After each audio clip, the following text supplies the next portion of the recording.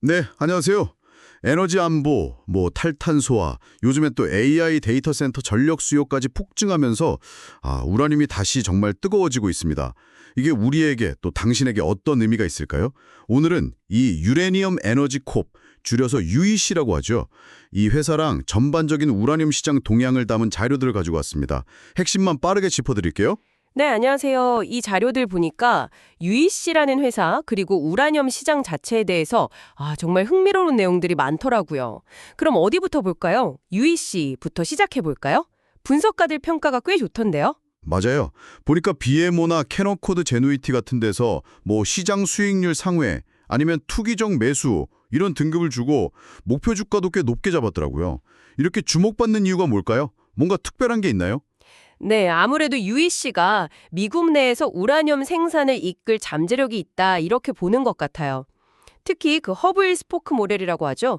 여러 광산, 그러니까 스포크에서 원료를 모아서 중앙시설, 허브에서 처리하는 방식인데 이게 상당히 효율적이라는 평가를 받아요. 와이오밍, 텍사스에 이어서 최근에 인수한 스위트워터 자산까지 활용하면 이제 세 개의 허브를 갖추게 되는 거죠. 생산 준비에 이제 박차를 가하고 있는 겁니다.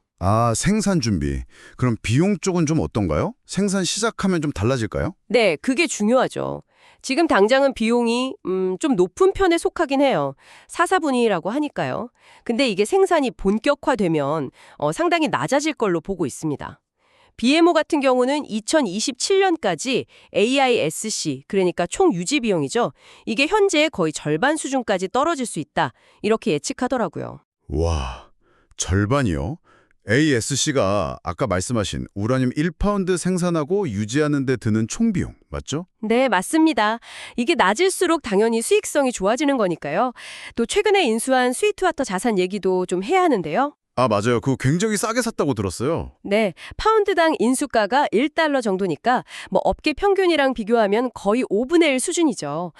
상당한 규모의 자원이랑 처리 시설까지 같이 확보한 거라 이게 또 UEC의 큰 성장 동력이 될 거다. 이런 분석이 많아요. 이런 점들이 UEC를 좋게 보는 이유 중 하나고요. 그리고 또 하나 특징이 얘네는 해지를 전혀 안 해요. 비해지 전략. 비해지요? 가격 변동 위험을 그냥 다 안고 간다는 거네요? 그렇죠. 가격 상승에 강하게 베팅하는 아주 공격적인 전략인데 반대로 가격이 떨어지면 그만큼 위험 부담도 크다는 점은 알아둬야 합니다. 그렇군요. UEC 같은 개별 기업도 흥미롭지만 역시 큰 그림, 그러니까 우라늄 시장 전체를 봐야겠죠? 요즘 시장 분위기는 어떤가요? 수요가 진짜 그렇게 늘고 있나요? 네, 수요는 확실히 강세입니다. 원자력 발전이 다시 중요해지고 있거든요. 에너지 안보 문제도 있고 또 탄소 중립 목표 때문에 각국에서 원전 가동을 늘리거나 새로 짓는 추세가 뚜렷해요. 캐나코드 지니유티 보고서를 보면 2040년까지 우라늄 수요가 무려 38%나 늘어날 걸로 전망하더라고요. 와, 38%요? 엄청나네요. 그런데 아까 잠깐 언급하셨던 AI 데이터 센터 이야기도 있던데요. 그건 또 뭐죠? 그게 또 요즘 떠오르는 새로운 변수예요. AI 돌리려면 전력이 정말 어마어마하게 필요하거든요. 근데 그냥 전력이 아니라 안정적이면서도 깨끗한 전력을 원해요.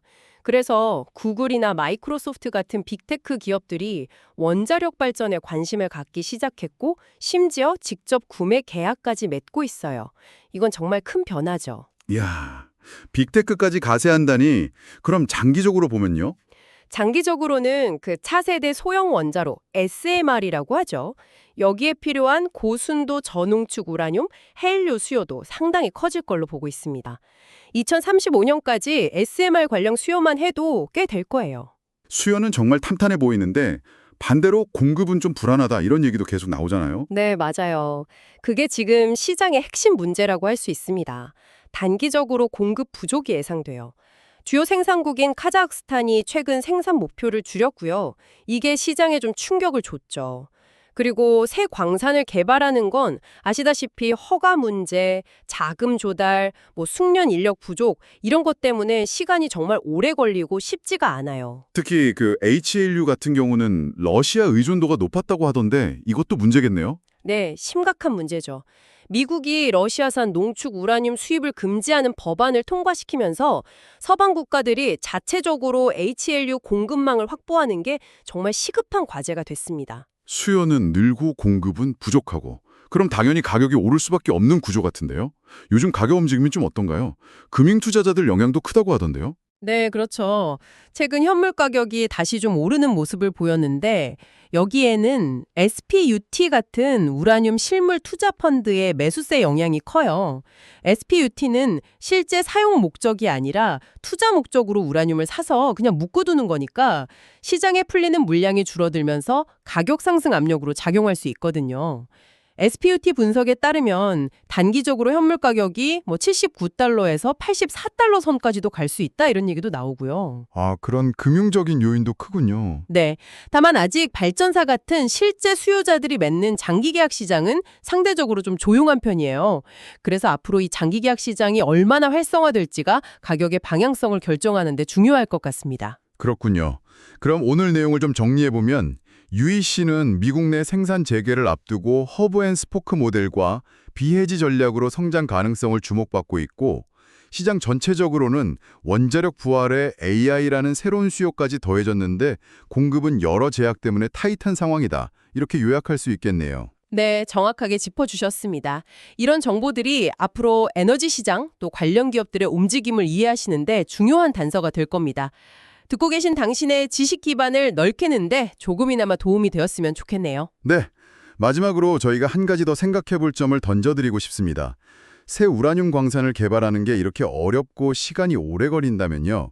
앞으로 10년간 예상되는 공급 부족을 메우는 데 있어서 혹시 기존 재고나 재처리 같은 2차 공급원의 역할이 지금 우리가 생각하는 것보다 훨씬 더 중요하고 지속적일 수 있지 않을까요? 만약 그렇다면 이게 장기적인 우라늄 가격 안정성에는 또 어떤 영향을 미칠지 한번 고민해 보시면 정말 흥미로운 분석이 될 것 같습니다.